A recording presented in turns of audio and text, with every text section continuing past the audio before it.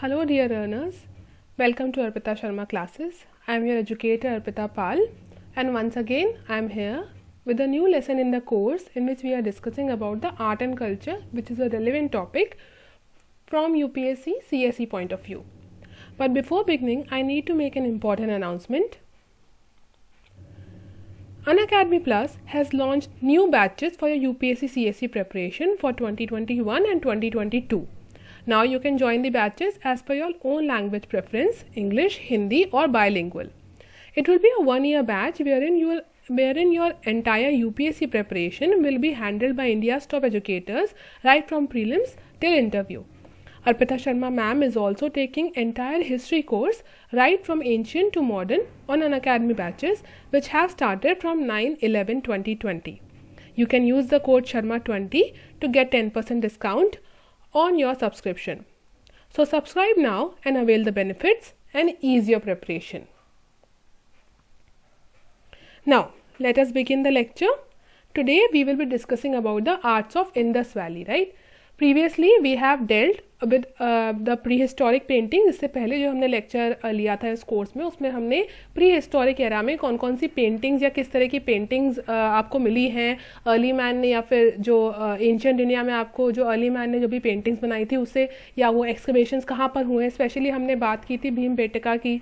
तो भीमबेटका एक important site है, इसको आप ज़रूर याद रखिएगा. यहाँ पर जो पेंटिंग्स मिली है उसका क्या रेलिवेंस है और क्या क्या फीचर्स हैं उन पेंटिंग्स के, वो आप ज़रूर याद रखिएगा, क्योंकि इससे पहले जो हमने रॉक पेंटिंग्स वाला लेक्चर किया है, I hope you have gone through it. Even if you have not gone through it, I would suggest you to just go through it once. उससे क्या होगा कि it would be easy for you to understand. It is just a 13 to 14 minutes video.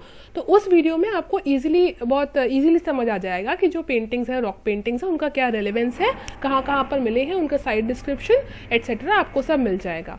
इस lecture में हम लोग बात कर रहे हैं about the arts of Indus valley, right, कि इंडस वैली में हमें कौन कौन से ऐसे सोर्सेज मिले हैं या ऐसे कौन कौन सी चीज़ें मिली हैं जिससे हमें इंडस वैली मैन के बारे में पता चलता है, या फिर इंडस वैली एरा के बारे में पता चलता है, या उस सिविलाइजेशन में क्या क्या चीज़ें रेलिवेंट थी उसके बारे में पता चलता है. So we will discuss about the arts of Indus valley here. Now beginning with the emergence. It began during the second half of 3rd century BC. And the types of art which were received or which we got were seals, pottery, sculptures, terracotta figures, ornaments, etc. इस तरह के हम लोगों को सारे जो sculptures, terracotta फिगराइंस etcetera हमको सब इंडस वैली सिविलाइजेशन से मिली हैं. और ह्यूमन और एनिमल फिगर्स इस तरह के मिले हैं कि वो काफ़ी रियलिस्टिक लगते हैं. अभी हम लोग आगे देखेंगे कि किस तरह के फिगर्स मिले हैं. I will show you with the help of some pictures. So इस तरह के एनिमल और ह्यूमन फिगर्स मिले हैं जो कि बहुत रियलिस्टिक लगते हैं. इससे हम लोग ये भी डिटर्मिन कर सकते हैं या ये भी एक अंदाज़ा लगा सकते हैं कि जो आर्टिस्ट थे they had a vivid imagination, because the figures that we have found during the Indus valley civilization और the figures which we have found of the Indus valley civilization, they explain कि भाई जो artist था उस ज़माने का, या जिस भी आर्टिस्ट ने ऐसे फिगर्स या सील्स या पॉटरी एट्सेट्रा सब बनाए, दे हैड अ विविड इमेजिनेशन, जो हमें फिगर्स को देख के पता चलता है. Now, what are the major sites of the Indus Valley? We are all very much aware of the major sites, which are Harappa and Mohenjo-daro. These are the two most important sites of Indus Valley civilization. Mohenjo-daro and Harappa are currently in Pakistan, and these are one of the earliest examples of civic planning. Civic planning का मतलब कि वहाँ पर इतने अच्छे से जो society थी या जो वहाँ का जो सिविलाइजेशन था वो बहुत ही वेल प्लान्ड था, और एक ग्रिड लाइक पैटर्न, इस तरह के ग्रिड लाइक पैटर्न में अगर आप देखें तो वहाँ पर जो रोड्स थे वो एक दूसरे को 90 डिग्री एंगल पे कट करते थे, और इस तरह के वहाँ पर जो कॉलोनीज थी वो वहाँ पे ऐसे स्टैब्लिश की गई थी. वहाँ का ड्रेनेज सिस्टम हम लोग ऑलरेडी एंशिएंट हिस्ट्री में पढ़ चुके हैं. ड्रेनेज सिस्टम बहुत ज़्यादा डेवलप था.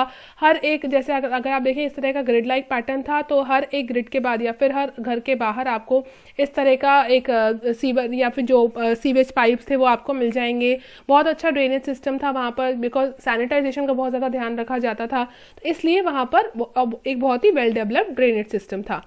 अब अगर इंडिया की साइट्स की बात करें, so you can find various Indus valley sites in Lothal, Dholavira which is in Gujarat, Rakhigarhi which is in Haryana, Ropar which is in Punjab, and Kalibangan which is in Rajasthan. So these are the sites which are located in India, whereas Harappa and Mohenjo-daro are the sites which are in present day Pakistan.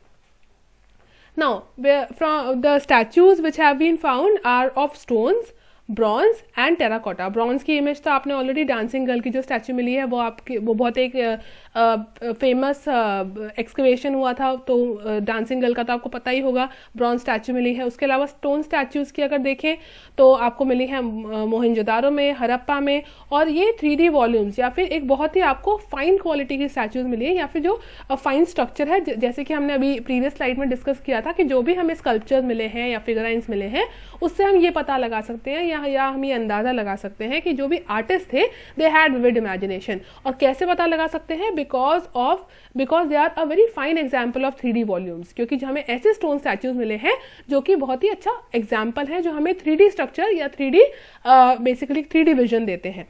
Statues जो है बहुत ज़्यादा नहीं मिले हैं, पर जो भी मिले हैं वो they are very much refined, तो बहुत ज़्यादा रिफाइंड है, बहुत अच्छा बारीकी से काम किया गया है। बहुत ज़्यादा स्टैचूज नहीं मिले हैं, पर जो मिले हैं they are very much refined. Now, what are the major stone figures that we have got from Indus Valley? The first one is the male torso, which is made up of red sandstone. See, this is the male torso, which is made up of red sandstone. और अब देखिए, अभी हमने क्या discuss किया था कि बहुत ज़्यादा एबंडेंट नहीं मिले हैं, बहुत एबंडेंटली हमें स्टोन स्टैचूज नहीं मिले हैं, पर जितनी मिली हैं बहुत ज़्यादा रिफाइंड है। ऐसे ही अगर आप इस स्टैचू में देखें तो यहाँ पर देखिए सॉकेट होल्स हैं नेक में, यहाँ पे आपको सॉकेट होल्स मिल जाएंगे। ऐसे ही, और ये सॉकेट होल्स क्यों मिले हैं? ताकि आर्म्स अगर अटैच करनी हो तो यहाँ पे इजीली आर्म्स अटैच कर सकते हैं, इस तरह से सॉकेट होल्स मिल जाएंगे। एंड देन प्रोमिनेंट एब्डोमेन है, एब्डोमेन जो है वो बहुत ज़्यादा प्रोमिनेंट है, वो इसीलिए है क्योंकि बहुत ज़्यादा बारीकी से काम किया गया है, और ये दिखाया गया है कि इससे हमें पता लग सकता है कि उस समय जो आर्टिस्ट थे वो बहुत ज़्यादा रिफाइंड वर्क करते थे। इस टॉर्सो को देख के हम ये डिटरमिन कर सकते हैं। Then another major stone figure is, this is a very famous figure, which is the figure of a bearded man. Now see, the bearded man or the stone statue of a bearded man is made up of steatite. It is also a type of stone, and he was interpreted as a priest. अब हम ऐसा क्यों कह सकते हैं कि he was interpreted as a priest? Because maximum sites पे आपको ये जो स्टैचू है वो दिखेगी, तो यहाँ पर आइडल वर्शिप भी क्योंकि प्रेवलेंट थी, तो इसलिए ये जो आइडल है आपको बहुत ज़्यादा जगह मिलेगी, कई सील्स पे भी आपको मिलेगा। तो हम ये अंदाज़ा लगा सकते हैं कि हो सकता है ही वॉज सम प्रीस्ट, और या फिर ये एक क्या कहते हैं बहुत ज़्यादा वर्शिप कोई थे, या फिर कोई वर्शिप पर्सनालिटी थी जिनको बहुत वर्शिप किया जाता था, तो इसलिए हम कह सकते हैं कि या तो प्रीस्ट थे who was very much respected in the society, that is why he was found on many places. So he can be interpreted as a priest, and he is found draped in a shawl covering the left shoulder. Now see, this is the shawl जिसमें उनका left shoulder cover किया हुआ है, तो ये shawl है, ये आपको मिला है यहाँ पे elongated half closed eyes which show that it is a meditative posture. यहाँ पर आपको elongated half closed eyes है. half closed eyes का मतलब है कि हो सकता है वो ध्यान मुद्रा में हो या मेडिटेशन में हो, इससे भी हम ये कह सकते हैं कि हो सकता है it is a statue of a priest. Also well formed medium size nose है, यहाँ पे भी देखिए वेल फॉर्म नोज है, क्लोज कट मुस्टैच है, it is a very close cut moustache, and double shelled ears with holes. Now see, ears को बहुत रिफाइनली बहुत बारीकी से बनाया गया है, डबल शेल्ड ईयर्स हैं, they have holes in it as well, and hair is parted in the middle. See यहाँ पे मिडिल में पार्टिंग की गई है बालों की, यहाँ पे बालों को दोनों तरफ डिवाइड किया गया है पार्टिंग देकर, और एक आर्मलेट पहना हुआ है राइट हैंड पे. यहाँ पे देखिए ये एक आर्मलेट पहना हुआ है राइट हैंड पे, and a necklace is also there. So at many places you have you must have seen in the necklace, पर यहाँ पर आपको ज़्यादा नेकलेस नहीं दिखा हुआ है, तो इसको हम यहाँ पे अभी रहने देते हैं. बट यहाँ पर अगर आप देखें तो बियर्ड जो है वो बहुत ज़्यादा रिफाइंड है, जो ईयर्स हैं बहुत ज़्यादा रिफाइन करके बनाए हुए हैं with a hole in it, meditative posture है, और इससे हम ये कह सकते हैं कि हो सकता है कि ये कोई प्रीस्ट की स्टैचू हो. नाउ ब्रॉन्ज कास्टिंग, अभी हमने सिर्फ स्टोन की बात की, ठीक है. अभी अगर हम स्कल्पचर या स्टैचूज जो देख रहे थे उसमें हमने दो चीज़ें देखी. सबसे पहले स्टोन की देखी, स्टोन की भी स्टैचूज में हमने कौन कौन से स्टैचूज देखी. एक तो मेल टॉर्सो जो कि रेड सैंडस्टोन का था, और एक हमने देखा bearded man, right. So this was और these were the stone statues. Now we come to bronze casting. Bronze casting was basically practiced by or mainly practiced by Harappans, and the statues were made by lost wax technique. Now see, lost wax technique क्या होती थी कि इसमें जो भी wax figure होता था उसको क्ले से कवर करते थे. सपोज कि अगर एक वैक्स का फिगर बनाया उसको पहले क्ले से कवर कर देते थे, and then it was dried, उसको फिर सुखा देते थे, सुखाने के बाद उसको गर्म किया जाता था।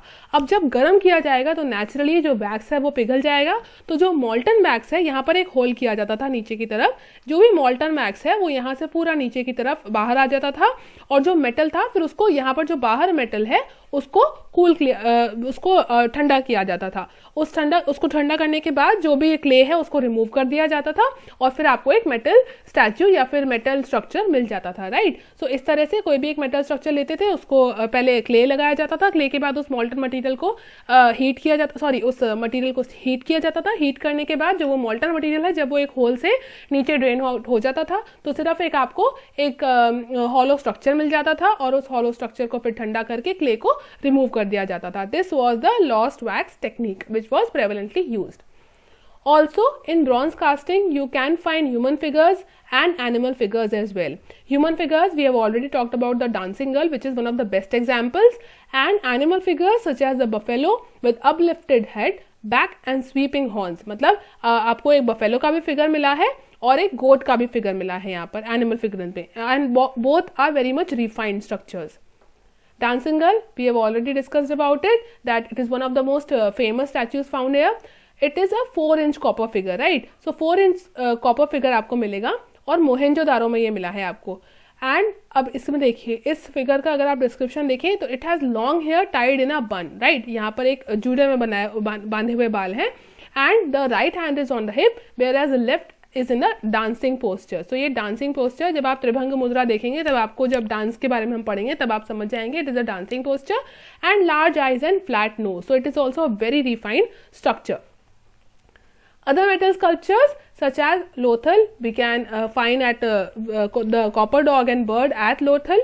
Then bronze figure of a bull has been found at Kalibangan, and Daimabad, which is a site famous for metal casting. So do remember this, it is a very important point कि Daimabad, या आपको directly question आ सकता है कि name the Indus Valley site which is famous for metal casting. So Daimabad is the site which is famous for metal casting. Now we come to terracotta figurines. Now, terracotta figurines were prevalently found at Gujarat and Kalibangan. So, Gujarat और कालीबंगन में आपको terracotta figures बहुत ज़्यादा मिले थे, जिसमें से सबसे इंपॉर्टेंट फिगर थे मदर गॉडेस के. सो हम ये कह सकते हैं कि उस वक्त फीमेल डेटी को भी वर्शिप किया जा सकता था, इससे हम ये अंदाज़ा लगा सकते हैं. New male figures with coiled hair were found which had upright posture, legs were slightly apart and arms were parallel to the body. इस तरह के आपको मेल फिगर्स भी मिले हैं. एंड टेराकोटा मास्क भी मिला है हॉर्न डेटी का एक टेराकोटा मास्क भी मिला है आपको, कि जिनके एक ऐसे डेटी हैं जिनके हॉर्न्स हैं. मदर गॉडेस के फिगर की हम बात कर रहे थे. So the mother goddess is found wearing a necklace with a loin clothing and girdle and fan shaped head dress. Now see, ये जो हेड ड्रेस है आपको, ये आपको फैन शेप्ड ड्रेस मिलेगी. सी, इस तरह का फैन शेप्ड हेड ड्रेस, जो कि हाथ से पंखा करते थे ना पुराने जमाने में होते थे, तो इस तरह का आपको फैन शेप्ड हेड ड्रेस मिल जाएगा, इस तरह का and a cup-like projection on each side. So cup-like projection on each side, and the mouth is indicated by a slit. So here the mouth is indicated by a simple slit. This is the figure of mother goddess. Now there are also seals found. Seals, अब देखो seals का basically use होता था commercial purpose के लिए, या फिर वो ट्रेड के दौरान यूज की जाती थी, तो सील्स को वहां पर यूज करते थे. एमुलेट्स की तरह भी यूज किया गया है. अगर आपने वो मूवी आई थी एक मोहेंजोदारो, तो अगर आपने वो देखी हो तो वहां पर ये सील्स के थ्रू ही जो ट्रेड है वो दिखाई गई है, डिपिक्ट की गई है. एमुलेट्स की तरह भी सील्स को यूज किया गया है. And also they were made up of steatite, gold and ivory. Now what were the dimensions of the seals? They were 2x2 inches. तो 2x2 की ये seals हुआ करती थी, और इसमें भी आपको बहुत अलग अलग तरह के figures मिलते थे. One of the most famous seals was the Pashupati seal, which was the most important seal. Here a human figure can be seen which is seated in cross-leg position. See, ये आपको human figure दिख रहा है which is seated in a cross-leg position. Human figure की अगर आप right hand side देखें, यहाँ पे आपको एक elephant figure मिल जाएगा. On the other side, you can find a rhinoceros and buffalo, whereas 2 antelopes can be seen below the seat. यहाँ पर अगर आप देखें आपको 2 antelopes मिल जाएंगे, एक तरफ आपको elephant मिल जाएगा, एक तरफ आपको rhino मिल जाएगा. Sorry, see, here is the elephant, here is the rhino and a buffalo. यहाँ पे आपको 2 animals मिल जाएंगे, ऐसे यहाँ पे आपको antelopes भी मिल जाएंगे. So this is a description of a Pashupati seal. So now if you talk about pottery, then plain pottery आपको ज़्यादा मिली है rather than the printed pottery, क्योंकि it was easy to make और बहुत ज़्यादा कॉमन मैन जो था वो बना सकता था. So plain pottery was much more prevalent which was of red clay. Then polychrome pottery की अगर बात करें तो थोड़ी रेयर थी. ज्योमेट्रिक पैटर्न्स जो थे वो रेड कलर से बनाए गए थे. Red, black and green colours were prominently use and white and yellow were rarely use. ज़्यादा यूज नहीं किया गया था व्हाइट और येलो कलर को. यूजुअली स्फेरिकल पॉटरी मिली है आपको and which was also use for house hold purpose. So perforated pottery was also use. Perforated pottery वो होती है जैसे यहाँ पे आप देखिए तो आपको कुछ होल्स मिल जाएंगे पॉटरी में, राइट. तो इस तरह की परफोरेटेड पॉटरी भी यहाँ पे मिली है. Plain pottery and perforated pottery has been found. Then beads and ornaments. Now, Indus Valley people were very much fond of wearing ornaments, be it males or females, both were fond of wearing ornaments. So, ornaments made up of beads were found, such as necklaces, armlets, fingering, etc. were found. And precious metal से लेके gemstones तक हर तरह के आपको ornaments यहाँ पे मिले हैं, जो कि bones के भी मिले हैं या फिर baked clay के मिल सकते हैं. Also, Farmana in Haryana is famous for a cemetery. सो हरियाणा में एक जगह है फरमाना, यहाँ पे आपको एक सिमेट्री भी मिली है. Chanhudaro and Lothal are also famous for bead factory. और जो ये बीड्स थी वो बनी थी बहुत सारे डिफरेंट मटेरियल से. फॉर एग्जांपल अमीथेस्ट या फिर carnelian, quartz, hematite, turquoise, lapis lazuli, इस तरह के ब्लू कलर के स्टोन्स होते हैं लैपिस लाजुली. सो इस तरह के आपको बीड्स भी वहाँ पर मिली है या बीड से बने ऑर्नामेंट्स मिले हैं. Cotton or wool was common and was worn by the people of Indus Valley. Spinning was also practiced by rich and poor both. And dhotis और shawls भी आपको मिले हैं जो कि men and women both used to wear. Cinnabar was a type of lipstick which was used by the people of Indus Valley, and collyrium was a sort of eyeliner which was known to them. Structural remains की अगर बात करें तो आपको ढोलावीरा में stone का या जो स्टोन कंस्ट्रक्शन है या फिर स्टोन को यूज किया गया है कंस्ट्रक्शन में बिल्डिंग्स के, इसका भी आपको एविडेंस मिला है. So I hope I have made everything clear to you. In case of any doubt, you can feel free to mention it in the comment section. Thank you.